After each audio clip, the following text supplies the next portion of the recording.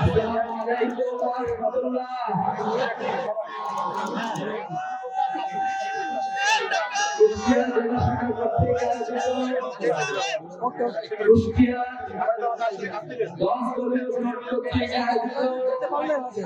এই বিশাল সমাবেশে উপস্থিত রয়েছেন কুষ্টিয়া 4 আসনে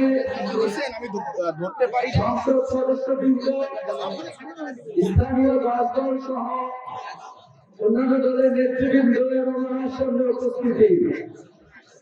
আমরা কি প্রস্তুত আছি 12 তারিখের জন্য?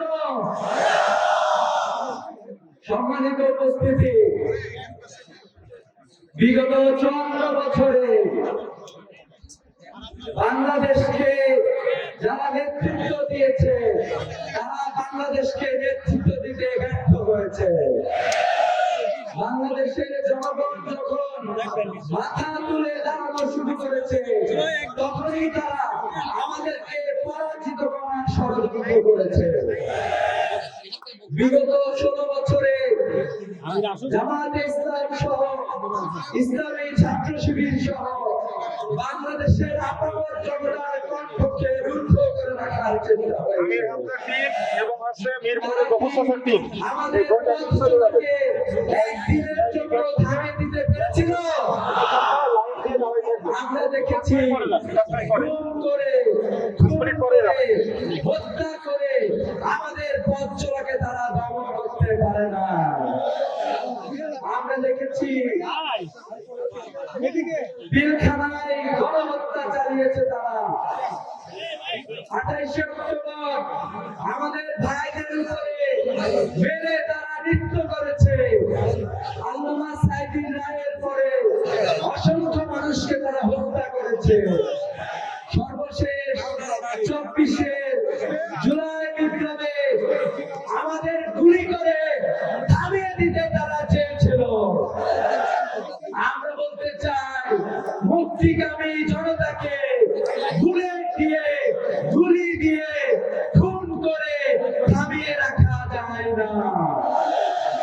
জুলাই বিপ্লবের পরে আমরা ভেবেছিলাম আমরা একটি নতুন বাংলাদেশে প্রবেশ করেছি, কিন্তু আমরা দেখলাম অচিরে আবারও চাঁদাবাজি শুরু হয়ে গিয়েছে, আবারও এক একটা স্থাপনা দখল শুরু হয়ে গিয়েছে, আবারও ক্যাম্পাসে শহীদ আবরার মাহাদের মতো দেশগাঁও করেছে ছাত্র হত্যা শুরু হয়ে গিয়েছে।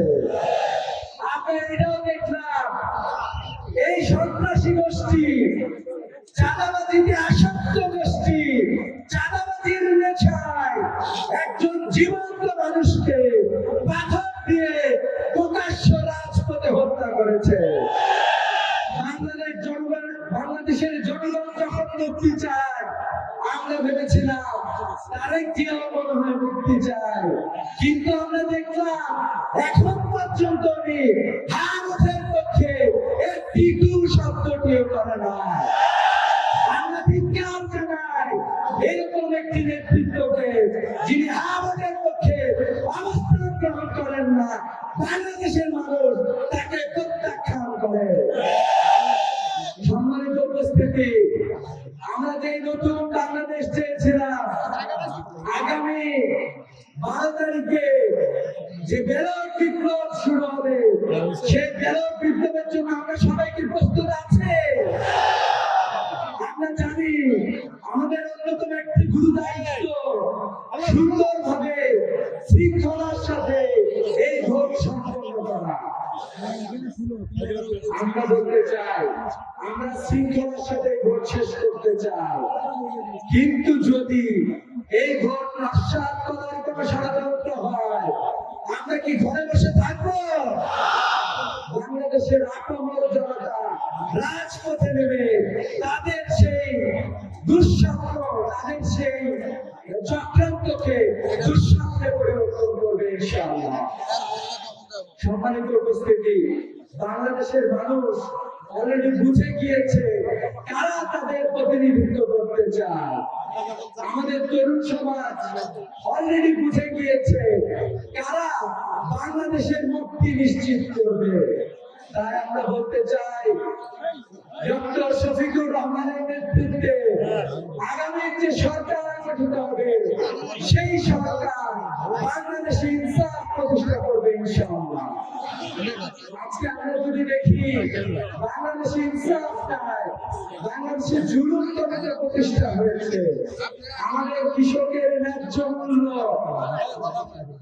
শহরে যেতে যেতে সেই পণ্যের ন্যায্য মূল্য আমরা আর পাই না। 10 টাকার পণ্য ঢাকায় যেতে যেতে 100 টাকা হয়ে যায়। এভাবে করে প্রত্যেকটা জায়গায় জুলুম এবং বঞ্চনার মধ্যে দিয়ে বাংলাদেশের মানুষ কাটাচ্ছে। আপনারা কি দেখেছেন বিগত ছাত্র ছাত্ররা ঐক্যবদ্ধ ভাবে সুন্দর এবং সত্যের পক্ষে বিজয় লাভ করেছে। আমরা বিশ্বাস করি আগামী 13 তারিখে বাংলাদেশে যে সূর্য উঠবে সেই সূর্য উঠবে ইনসাফের সূর্য ইনশাআল্লাহ। এই ঐতিহাসিক সময়ে আমরা কি ঐতিহাসিক দায়িত্ব পালন করার জন্য প্রস্তুত আছে? কুষ্টিয়ার 4টি আসনে বিজয় ছিনিয়ে নিয়ে আসবো ইনশাআল্লাহ। সেই সাথে আমাদের যারা যুব সমাজ আছে আমরা বলতে চাই 10 দলীয় ঐক্য জোট যে ওয়াদা রেখেছে তরুণদের জন্য কর্মসংস্থান নিশ্চিত করবে ইনশাআল্লাহ। ভাতার ব্যবস্থা না করে তরুণদের জন্য প্রশিক্ষণের ব্যবস্থা করবে ইনশাআল্লাহ। যে শিক্ষা ব্যবস্থা এতদিন আমাদের দেশের মানুষদেরকে সুন্দরভাবে গড়ে তুলতে পারে না, সেই শিক্ষা ব্যবস্থাকে ভেঙে নতুন এক শিক্ষা ব্যবস্থা গঠন করা হবে।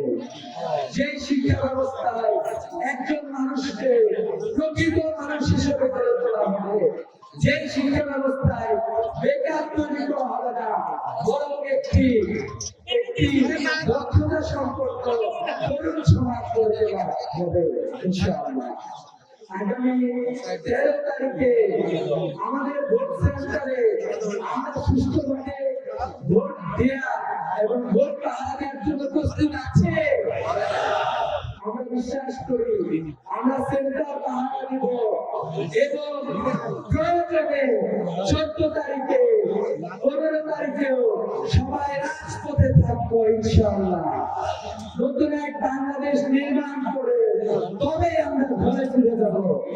আমরা কি প্রস্তুত আছি ইনশাআল্লাহ? আসসালামু আলাইকুম।